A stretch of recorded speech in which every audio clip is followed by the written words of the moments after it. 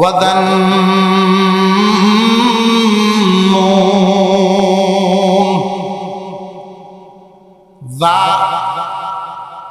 যা শব্দের অর্থ হইল ওয়ালা। একজন মানুষ যদি মাছ বিক্রি করে, এই মাছওয়ালার নাম কয়জনে জানে? নাম জানে না, এই কারণেই তারে মাছওয়ালা কইয়া ডাক দেয়। একজন মানুষ ফল বিক্রি করতেছেন, বাদ দিয়া তার নাম না জানার কারণে তারে ফলওয়ালা কইয়া ডাক দেয়। আল্লাহ যা বলিয়া প্রথমে বলেন ওয়ালা, যা মানে ওয়ালা।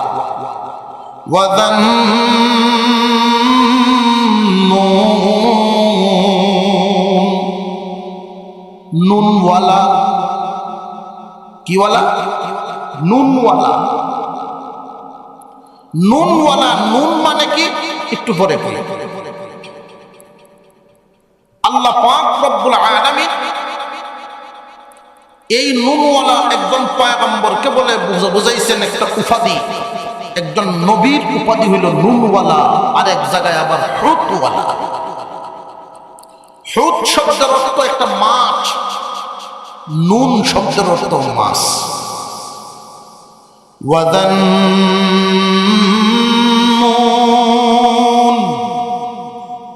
মাছওয়ালা।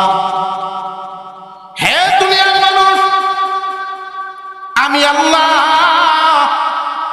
মাছওয়ালার ঘটনা তোমাদেরকে বর্ণনা করে শোনাইলাম, তোমরা শুনো। মাছওয়ালা আল্লাহর একজন পয়গম্বরের উপাধি। আল্লাহ পাক তারে মাছওয়ালা বলে কেন ডাক দিলেন? কারণটা কি? উনি কি দুনিয়ার জমিনে মাছ বেচতেন? যে না না। উনি কি মাছের ব্যবসা করতেন? যে না না। মাছ ধরতেন? যে না, তাও না। মহান আল্লাহ পাক এই পয়গম্বরকে মাছওয়ালা বলে কেন ডাক দিলেন? মহান আল্লাহ রব্বুল আলামিন আল্লাহর পয়গম্বরকে মাছওয়ালা উপাধি দেওয়ার কারণ, আল্লাহর একজন পয়গম্বর পৃথিবীর ইতিহাসে একটা মাছের পেটের ভিতরে ছিলেন। যেই মাছের পেটের ভিতরে উনি ছিলেন, এই ঘটনার আগেও জীবনে কোনোদিন কেউ মাছের পেটের ভিতরে ঢুকে নাই। কিয়ামত পর্যন্ত কেউ এইভাবে মাছের পেটের ভিতরে আর ঢুকবে না।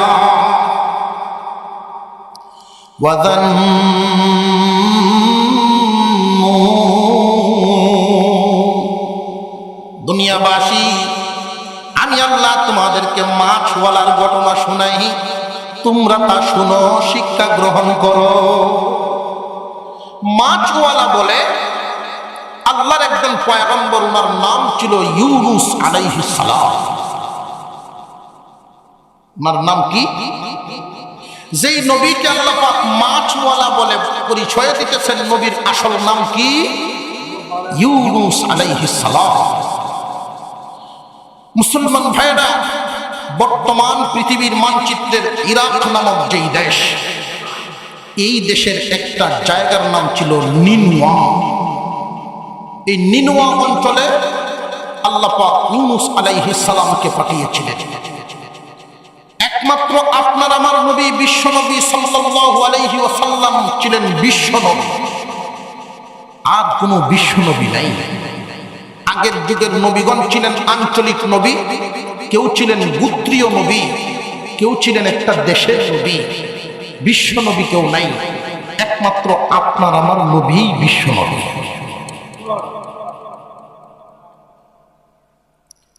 আগের যুগে একসাথে অনেকজন নবী একই জায়গা একই সময়ে ছিলেন, এক একটা এলাকার দায়িত্ব পালন করেছেন। আল্লাহ পাক তার নবুয়তি দিয়েছেন।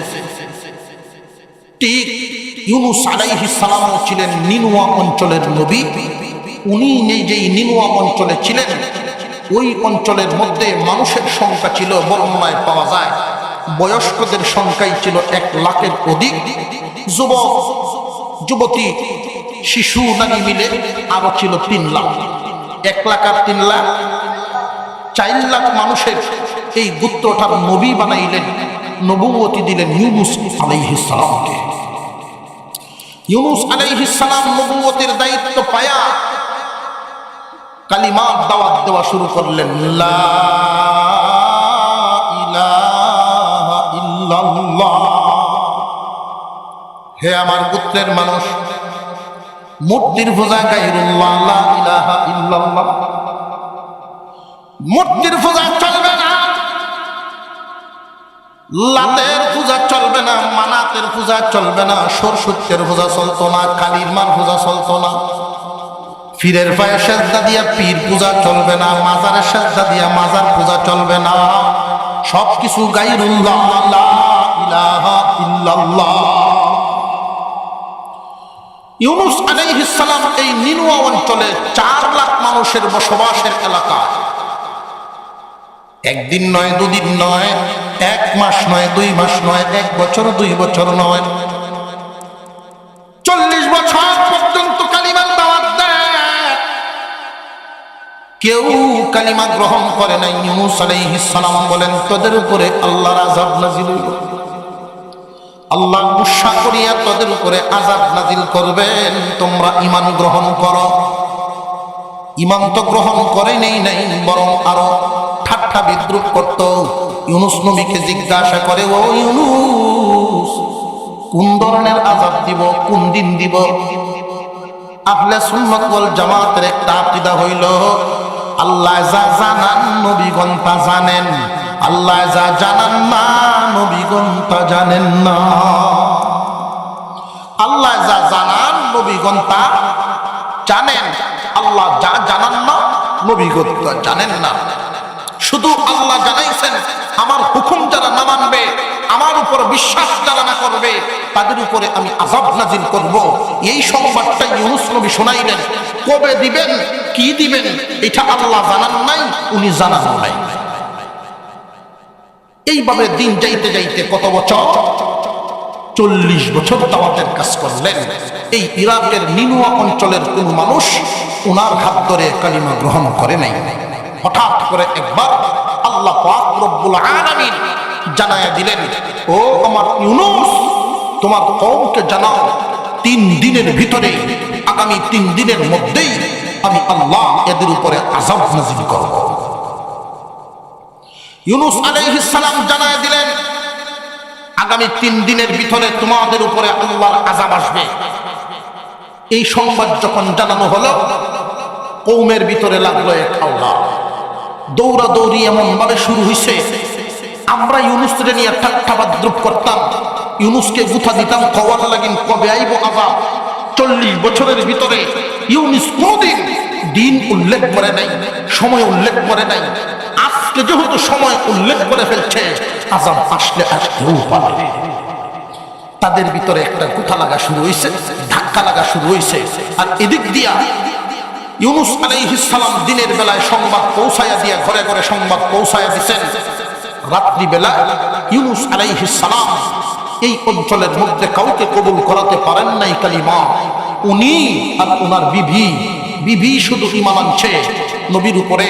আর ওনার 2 সন্তান ছিল, একটা সন্তানের বয়স 7 থেকে 9 বছরের মধ্যে, আরেকটা সন্তান একদম কুলের বাচ্চা। 2 সন্তান নিয়ে ইউনুস আলাইহিস সালাম আযাবের সংবাদ যখন দিলেন, আর রাত গভীর হয়ে গেল। আগের যুগের পয়গম্বরগণ যদি উম্মতকে সংবাদ দিতেন আযাব গজবে, তাদের আদত হলো, তাদের অভ্যাস ছিল ওই এলাকা ছেড়ে দিতে। আযাব হবে যে এলাকায়, ওই এলাকায় নবীগণ থাকতেন না, ওই এলাকা ছেড়ে তারা চলে যাইতেন। ইউনুস আলাইহিস সালাম আগের নবীদেরকে অনুসরণ করতে গিয়া উনিও তার এলাকা ছেড়ে রাতের বেলায় বিবি বাচ্চা নিয়ে চলে গেলেন ওই 4 লক্ষ মানুষের নিনুয়া এলাকা ছাড়িয়া এমন একটা জায়গায় গেলেন, সম্ভবত আরেক নবীর এরিয়ায় চলে গেছেন। ইউনুস আলাইহিস সালাম যেখানে গেছেন ওইটা ছিল ছোট্ট একটা নদীর তীরে একটা গ্রাম, ছোট্ট একটা নদীর তীরে এই গ্রাম। ওইখানে গিয়া রাত্রে উনি আশ্রয় নিলেন, ওইখানে থাকলেন, অপেক্ষা করতেছেন। একদিন গেল, একটা রাত গেল, পরের দিন সকলেই মিলে বসছে তারা মিটিংয়ে। ওই 4 লাখ মানুষের ভিতরে তারা ময়নাতব্বর যারা আছেন তারা বৈশা বলতেছেন, এতদিন তো ইউনুস কোনদিন দিন উল্লেখ করে নাই, এখন তো আল্লাহর পক্ষ থেকে আযাব আসলে আইসাও করতে পারে, আমাদেরকে বাঁচানোর কি উপায়? হায় রে, এখন কি করতাম, এখন কি করতাম? এমনি একজন দাঁড়াইছে, দাঁড়ায়া বলেন, আগের নবীর যুগে দেখতাম, ইতিহাস থেকেও শুনছি, আগের নবীগণ আযাবের সংবাদ দিয়া নিজেরা বাড়িতে রইছেন না, পলায়ন করছেন, চলে গেছেন অন্যত্র। আমরা আগে খবর নেই না যে ইউনুস কি বাড়িতে আছে কিনা।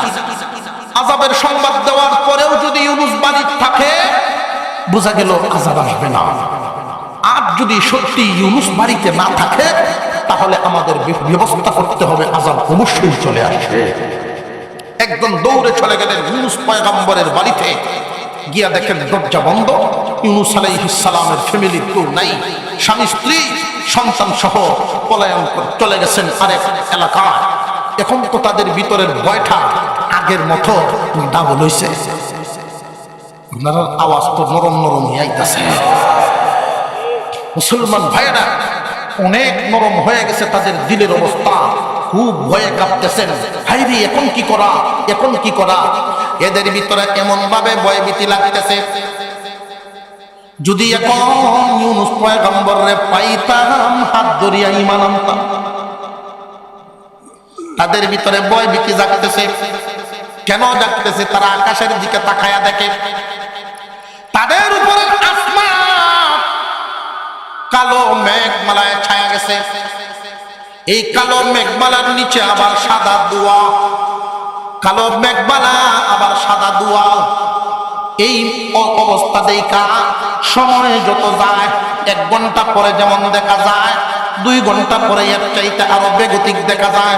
সময় যত যায়, আযাবটা তত কাছে আসতেছে। ওই সাদ এবং মেঘমালা নিচের দিকে আসতেছে, দুয়া নিচের দিকে আসতেছে। এদের ভয়ভীতি আরো ক্রমান্বয়ে শুধু বাড়তেছে। কান্নাকাটি শুরু হয়ে গেল এদের ভিতরে। যদি ইউনুস পয়গম্বরকে কাছে পাইতাম, তাহলে হাত ধরিয়া নবীকে বাইনা আল্লাহর উপরে ঈমান আনতাম। বুঝে ফেলেছি এখন তো ইউনুস নাই, ঈমান কেমনে আনবো? তারা সব মুরব্বীরা একসাথে বৈশা সিদ্ধান্ত নিল, লও আমরা এখন একটা কাজ করি, আমরাও বাড়িঘর থেকে বাহির হয়ে যাই, খোলা মাঠে চলে যাই।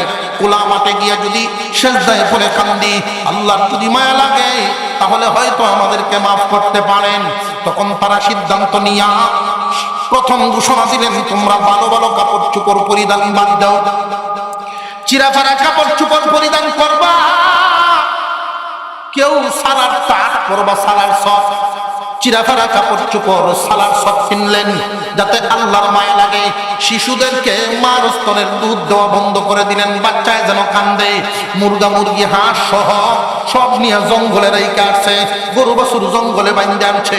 রাত্রিবেলায় যখন কান্নাকাটি শুরু করে, চিৎকার চেঁচামেচির কারণে যেন আল্লাহর মায়া লাগে। আর এই মানুষগুলো খোলা আসমানের নিচে সেজদায় পড়িয়া পড়া শুরু করছে, লা ইলাহা ইল্লাল্লাহ ইউনুস নবিয়্যুল্লাহ।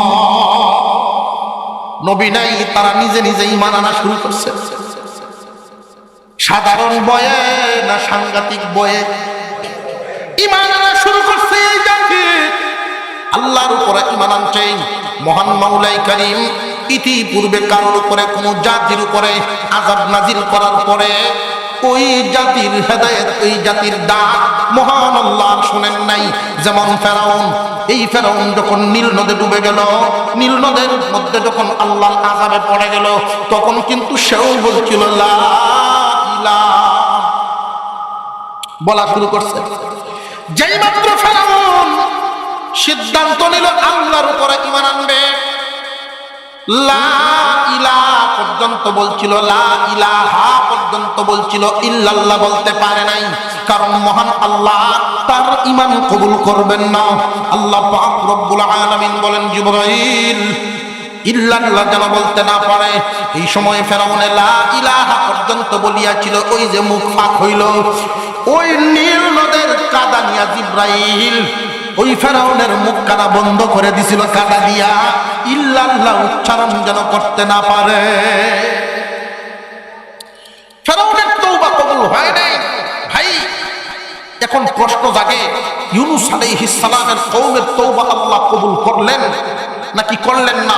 যে হ্যাঁ, ওরা যখন সেজদায় পড়ে গেছেন, ভাই আল্লাহর বড় মায়া লাগছে, আল্লাহ তাদের ঈমান কবুল করে ফেলছেন। গুরুত্বপূর্ণ কথা শুনলে জোরে সুরে সুবহানাল্লাহ বলা লাগে। ঈমান কবুল করে ফেলছেন, তাদের উপর থেকে যেই আযাব ছিল, আযাব আল্লাহর কুদরতে সরা শুরু হয়ে গেছে। প্রশ্ন জাগে, আল্লাহর আযাব আসার পরে ঈমান তো কোনো জাতির কবুল হয় নাই, কওমে ইউনূসের কেমনে কবুল হইল? এটা আল্লাহ কোরআনেই বলে দিয়েছেন। কবুল হইছে এই কারণে যে অন্যান্য জাতিরা ঈমান এবং তওবা করত আযাবে পড়ার কারণে, পড়ার পরে, আর ইউনূস পয়গম্বরের কওমেরা আযাবে পড়ার আগেই তওবা করছে। ফেরাউন তওবা করছিল আযাবে পড়িয়া, ইউনূস নবীর কওম তওবা করছে আযাব দেখিয়া। কথা বুঝে আসতেছে? আযাব কি শুরু হইছিল না খালি বাপটা ধরছিল? আযাব দেইকেই তারা টাইট হয়ে গেছে, শিক্ষা নিয়ে তারা তওবা করে ফেলছে, এই জন্য আল্লাহ কবুল করছে। আরেকটা কারণ আছে, আরেক কারণ হইল, যদি ওই সময় ইউনূস পয়গম্বরের তারা পাইতেন তাহলে নবীর হাত ধরে ঈমান আনতেন। এই কমিশন তুমি এরকম সময় এই বেটারা সবসময় আমার পিছন থেকে একটা চেয়ারও বয়, তারা হেনও বয় আছে। আল্লাহ তোমার জ্ঞানী বানায় দেখ, আমি তো আরেকদিন দোয়া করে দিচ্ছিলাম, আল্লাহ কবুল করুন, আমিন। হইতে পারে বহু মানুষ, সকল ক্ষমতার মালিক কে? সকল ক্ষমতার মালিক আল্লাহ।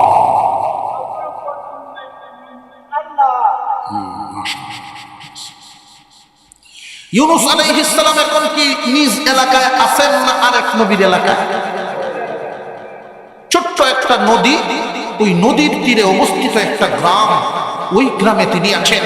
পরের দিন একজন লোক পাঠাইছেন, আমি যে আমার কওমকে আযাব কি আইলো বা আইলো কেমন আইলো, এদের হালতটা একটু বুঝে আসার জন্য, আযাব আসলো কিনা এই খবর আনার জন্য একজন লোক পাঠাইছিলেন।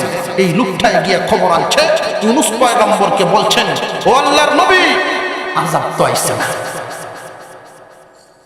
তখনকার তাদের কওমের নিয়ম ছিল, কেউ যদি কোনো আযাবের সংবাদ দিয়া কাউরে ভয় দেখায় আর এই আযাব যদি পরে না আসে, তার শাস্তি হয় মৃত্যুদণ্ড। ইউনূস আলাইহিস সালাম শুধু এতটুকু সংবাদ পাইলেন, আযাবের সংবাদ দিলাম, আযাব তো আসলো না। কিন্তু এর ফাঁকে যে তারা ঈমানদার হয়ে গেছে, ঈমান আনছে, ঈমান আনার খবর কিন্তু উনি পান নাই। যদি ঈমান আনার খবরটা পাইতেন তাহলে তো অন্যত্র আর যাওয়া লাগে না, নিজের দেশেই আসলে সম্মান আছে না নাই? যেই দেশের মানুষ সারা রাত কান্নাকাটি করলো, আমাদের নবী কই, যদি নবীরা পাইতাম তাহলে হাত ধরে ঈমান আনতাম। মক্কার মানুষ বুঝে নাই, কিন্তু যখন বুঝছে তখন তো খুঁজছে। খানায় কাবায় মক্কা বিজয়ের পর আল্লাহর পয়গম্বরের সামনে মক্কা নগরীর মানুষগুলো আইসা বলেন, মুহাম্মদ, আমাদের বংশ বুনিয়াদ আমরা আগে বুঝতে পারি নাই, এখন বুঝছি, ঈমান আনছি। এখন কেন আপনি মদিনায় চলে যাবেন, মক্কায় কি থাকবেন না? আল্লাহর পয়গম্বর বলেছিলেন, না, ওই মদিনায় আমার জায়গা, ওইখানে আমি চলে যাব। বুঝার পরেও তো উনি ছিলেন না, কিন্তু যখন বুঝছেন মক্কার মানুষ, তখন কি নবীজিকে খুঁজছেন না? খুঁজছেন না। নিনিওয়া এলাকার মানুষ ঈমান আনছেন, এই সংবাদ ইউনূস নবী পান নাই। আল্লাহর পয়গম্বর যদি পাইতেন তাহলে তো সিদ্ধান্ত অন্যরকম নিতেন। ওই দেশের ভিতরে যদি আবার ফিরে চলে আসতেন, দেশের মানুষ ওনারে কুলে নিত, কাঁধে নিত, আদরের কোনো কমতি ছিল না। কারণ আল্লাহর পয়গম্বরের উপরে ঈমান আনছেন, আল্লাহর উপরে ঈমান আনছেন। ইউনূস আলাইহিস সালাম এখন চিন্তা করতেছেন, আমি যদি ফিরে যাই তাহলে শাস্তি হবে, ওরা হয়তো আমার মৃত্যুদণ্ড দিবে। ইউনূস আলাইহিস সালামের অবস্থাটা তখন কি হইল? মহান আল্লাহ পাক কোরআনে বলেন, ওয়াযান্নুন, ও দুনিয়াবাসী, মাছওয়ালার কাহিনী শোনো।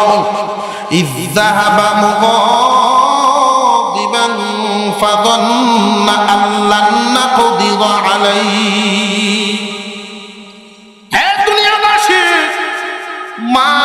তাআলার ঘটনা তোমাদের কাছে বর্ণনা করি। ইয যাহাবা মুগাযিবান, যখন উনি চলে গেলেন রাগান্বিত হইয়া, গুসা হইয়া চলে গেলেন। ইউনুস নবী কার সাথে গুসা করলেন? কেন গুসা করলেন? 40টা বছর পর্যন্ত কালিমার দাওয়াত দিলাম, আমার নিজের গোত্রের লোকেরা কালিমা গ্রহণ করলো না। এই গোত্রের মানুষ বরং উল্টা পাল্টা আমার সাথে ঠাট্টা বিদ্রুপের আচরণ করিয়াছে। এখন আমি আল্লাহর হুকুমে আযাবের সংবাদ শুনাইছি। এখন তো আযাব আসে নাই, আল্লাহর মর্জি হয় নাই, হয়তো আযাব আসে নাই, কিন্তু এখন যদি আমি ফিরিয়া যাই, ওই জাতি আমারে মৃত্যুদণ্ড দিব। নিজের কওমের উপরে রাগ করিয়া উনি চলে যাবেন, এই গ্রামেও থাকবেন না, বিদেশ চলে যাবেন। উনি এখন কি বিদেশ আছেন না নিজের দেশই? দেশই আছেন আর এক এলাকা। গুসা করিয়া বিদেশ চলে যাবেন সিদ্ধান্ত নিলেন। এখন আমাদের জানার বিষয়, গুসা করিয়া সংসার চালার হালত মাসালায় কি কয়। যদি কোনো মানুষ মা বাবার সাথে গুসা করিয়া সংসার সারে, তাহলে তার জন্য জায়েজ না। যদি কোনো মানুষ বিবি বাচ্চার সাথে গুসা করিয়া সংসার ছেড়ে দেয়, জায়েজ না, কারণ তাদের উপরে বরণ পোষণের দায়িত্ব আছে না নাই? কিন্তু নিজ এলাকাবাসীর সাথে গুসা করিয়া দেশ ছাড়া জায়েজ আছে। কারণবশত, উপযুক্ত কারণে যদি এলাকাবাসীর সাথে গুসা করে, এলাকা ছাড়া জায়েজ আছে। ইউনুস নবী যে রাগ করিয়া দেশ ছাড়ার সিদ্ধান্ত নিলেন, উনি কি নাজায়েজ কাজ করলেন না জায়েজের ভিতরে আছে? এই জায়েজের ভিতরে আছে। এই কাজটা উনি সিদ্ধান্ত নিলেন, নিজ দেশে আর যাবেন না, বিদেশ চলে যাবেন। ওয়াযান্নুন ইয যাহাবা মুগাযিবান ফাযান্না, ইউনুস নবী ধারণা করলেন, আমি তো আল্লাহ বিরোধী কোনো কাজ করছি না, আল্লাহ বিরোধী কোনো কাজ তো করছি না। সংবাদ দিয়া নিজের এলাকা ছেড়ে এই গ্রামে চলে আসছিলাম। এটা তো আগের নবীদের নীতি ও আদর্শ নীতি অনুসরণ করে আসলাম। আগের নবীরাও তাই করতেন, আমিও তাই করেছি। এটা কি উনি অন্যায় করেছেন না ন্যায়ের উপরে আছেন? ন্যায়ের উপরে আছেন।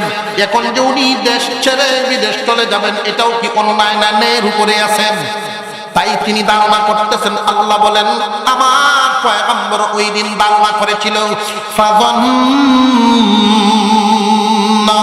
ধারণা করলেন আল্লাহ আল্লাহর পাকড়াও উনি পড়বেন না, এটা ধারণা করলেন। কারণ উনি যেহেতু সঠিক মাপের ভিতরে আছেন, তাহলে ধারণা তো করতেই পারেন। পৃথিবীর জমিনে একজন মানুষ গুনাহ করার পরে এই ধারণা যেন না করে, তারে আল্লাহ ধরতো না। গুনাহ করার পরেও যেন এই ধারণা না করে যে আল্লাহ তারে ধরতো না, অবশ্যই তারে ধরবে। একজন মানুষ যদি সত্যিকার পথে পরহেজগারীর জীবন যাপন করে, তাহলে সে ধারণা করতে পারে যে আল্লাহর পাকড়া হয়ে আমি পড়ব না। ইউনুস আলাইহিস সালাম সঠিক পথে চলতেছেন, ধারণা করতেই পারেন আল্লাহর পাকড়া হয়ে আমি পড়ব না। এই অবস্থায় উনার যদি বিদেশ যাওয়া লাগে, বিদেশের রাস্তাটা, ওনার সীমান্তটার অবস্থা কি? ইউনুস আলাইহিস সালাম যেই গ্রামে ছিলেন, ওই গ্রামটার পাশেই ছিল ছোট্ট একটা নদী। এই ছোট্ট নদীটা পাড়ি দেওয়া লাগে। ছোট্ট নদী পাড়ি দেওয়ার পরে বিশাল একটা মরুভূমি, এই বিশাল মরুভূমি পাড়ি দিয়া টাইগ্রিস নামক একটা বিশাল নদী, ওই নদীটার শাখা, ওই নদীটার যোগাযোগ হইল সরাসরি সাগরের সাথে। ওই নদীতে উঠা যখন সাগর পাড়ি দিবে, নদীর থেকে গিয়ে নদীটা সাগরের মধ্যে লাগছে, নদীটাও দেশের ভিতরেই। ওই নদী যখন সাগরে গিয়ে নামে, সাগর পর্যন্তই ইরাকের সীমানা, ওই সাগরের ওই পারটাই আরেক দেশ। তখন সাগরে নেমে গেল, মানে দেশ ছেড়ে দিল, বিদেশ চলে গেল। ইউনুস আলাইহিস সালাম বিবি বাচ্চা নিয়া রওনা দিলেন বিদেশের উদ্দেশ্যে। ওনার ধারণা হইল যে আল্লাহর পাকড়াও আমি পড়ব না। কথাগুলি আপনাদের বুঝে আসতেছে? কারা কারা ঘুমো একটু হাত তুলেন তো দেখি। মাশাআল্লাহ, ঘুমাইলে হাসা বুঝে। কারা কারা সজাগ একটু হাত তুলেন। মাশাআল্লাহ, আপনি জোরে শিক্ষা দেন। আদবের খেলা করা যেত না, আদবের খেলা, তার সাথে মিলতে হবে না। ইউনুস আলাইহিস সালাম তার বিবি সন্তান নিয়ে ছোট্ট নদীটা পাড়ি দিবেন, তারপরে বিশাল একটা মরুভূমি, এই মরুভূমিটা পাড়ি দিবেন, টাইগ্রিস নদীর পাড়ে যাবেন, ওইখান থেকে গিয়া যখন সাগর পর্যন্ত পৌঁছবেন তখন নিজের দেশের সীমান্তের বাইরে যাবেন। فظن أن لن نقدر عليه আল্লাহর পয়গম্বর মনে মনে ভাবলেন, আল্লাহর পাক তো আমি পারবো না, বিদেশ চলে যাই। বিবি বাচ্চা নিয়ে যখন ছোট্ট নদীটা পাড়ি দিবেন, ছোট্ট নদীটা পাড়ি দেওয়ার কোনো নৌকার ব্যবস্থা ছিল না। আমরা আপনি যদি খাল পারোই, আমরার অবস্থা আর একজন আলেমের পারো কি এক অবস্থা নাকি? একজন আলেম যদি আডুবানি পর্যন্ত পারেন তাহলেও তো তার জন্য মুসিবত, কিন্তু আমরা কিন্তু কোমর ভান্নে অসুবিধা নেই। লেঙ্গি আছে না, লেঙ্গি কারে করি বাবা। আমি আমার শাশুড়ি বিচার দিতেছে না, আমরা 5 নম্বর বাজার দেখা হইলে সামনে যত মানুষ করবো সালাম দিতে বলে নিয়ে যাবো। জামার বিরুদ্ধে হইলে কেউ মনে হয় বিচার দিচ্ছে। তা আমি বলি, আম্মা কি হয়েছে, ঘটনা কি? আমার ভাই সাহেব যে আপনি চাচাও সামনে কোন সময় পড়ছি না, আপনি লক্ষ্য করছেন কিনা জানি না, সালাম দিছি না, অথচ আমি জানিয়ে শুনে দিছি না, জানিয়ে শুনে দেখেই দিছি না, তাহলে বুঝছি লোকটাকে লাইলে চিনলাম আর কি। কয় সালাম কালাম দেন না, মানুষের কাছে করলে তো সম্মানের রানী। তো আমার আদেশ বাজার ভার ওর বড় শুরু আর বড় কালা গলা যেই হোক সালাম বলুন না, যাবা নইলে আপনি আলেম মানুষ বদনাম যাচ্ছে যাচ্ছে। পরের তারিখে যখন গেলাম গিয়া দেখি ওরা বিশ্বাস কাজ করতেছে, একটা লেন্ডি কিতা দিছে। প্রত্যেকটা গ্রামে 2-3টা নাম করা লেঙ্গি আছে না, এরকম।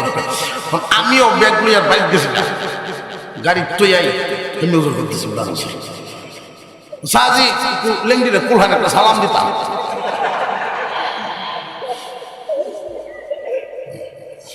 এই যে বেড়া বদ্ধ হয়েছে, আর কোনোদিন অভিযোগ লয়ে আসছে না।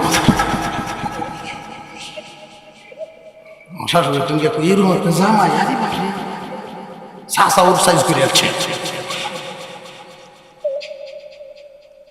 আপনারা ঘুমটা ভাঙাইলাম, ঘুম ভাঙা দিল, তবে ঘটনা সত্য, এটা না কইলে আপনারা ঘুম ভাঙলেন। মুসলমান ভাইরা, ইউনুস আলাইহিস সালাম নদী পার হইবেন, আপনি আমার মতো সহজে পারাতে পারবেন? যদিও পানি কম, সাংঘাতিক স্রোতওয়ালা নদী, নিচে হলো চিকনা মাটি, খুব পিচ্ছিল। এই নদীটা পার হওয়ার জন্য তো সবাই ঋণে একসাথে পার হইতে পারত না। আর আলেম ওলামাদের বিবি আর অন্যান্য বিবিরাও তো একটু বেশ কম আছে। কিছু কিছু বিবি, কিছু কিছু মহিলা আছে 4 বেলার হওয়া আটলে হাতের তালের বাড়ি খাইয়া একজন শিক্ষার মেরে হতে দেবে। কিন্তু সব মহিলা তো এমন না, কিছু কিছু মহিলা আছেন 3 জন পুরুষের সামনে দিয়ে হাঁটতে যাইতে পাও হয় না। ইউনুস আলাইহিস সালাম বিবি বাচ্চা সহ এই নদীটা কেমনে পাড়ি দিবেন চিন্তায় পড়ে গেলেন।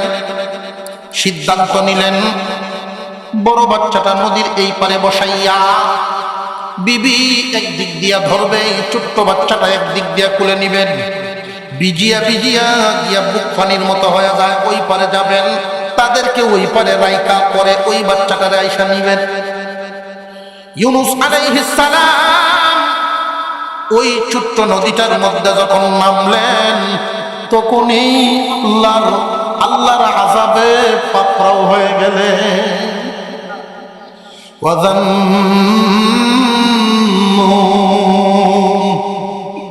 হে দুনিয়াবাসী, মাছওয়ালার কাহিনী শুনো। ইয যাহাবা মুগাদিবান, যখন উনি রাগান্বিত হইয়া চলে গেলেন। ফাযান্না, উনি ধারণা করেছিলেন আল্লাহ নাকদির আলাইহি, আল্লাহর পাকড়াওয়ের ভিতরে উনি পড়বেন না। কিন্তু ভরে গেছে। কি রকম পাকড়াও!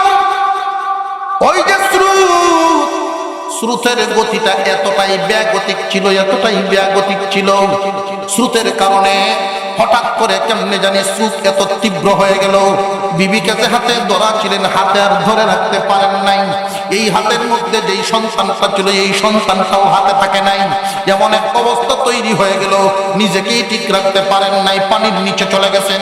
কিছুক্ষণ পরে যখন পানির উপর থেকে উনি বাঁচলেন, সোজা হইয়া দাঁড়াইলেন, দাঁড়াইয়া দেখেন স্রোতে বিবিকে কোন দিকে নিয়ে গেছে, চোখে আর বাসে না। সন্তানটা কোন দিকে চলে গেল, তাও চোখে বাসে না। তিনি কান্না শুরু করলেন। উল্টে যখন ওই দিকে ঘুরান দিলেন, ওই পারে যেই সন্তানটারে বসায় রাখছিলেন, ওই সন্তানও এখানে না।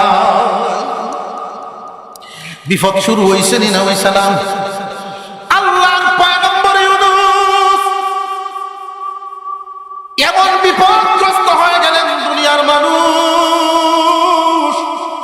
হক হালাল পথে থাকতে গিয়া মানুষ কোনো না কোনো সময় বিপদে পড়বে। তাই বলে হাল ছাড়া হইলে চলবে না, পথ হারা হওয়া যাবে না। বিপদগ্রস্ত আল্লাহ পাক মাঝে মাঝে মানুষকে পরীক্ষা করার জন্য করেন।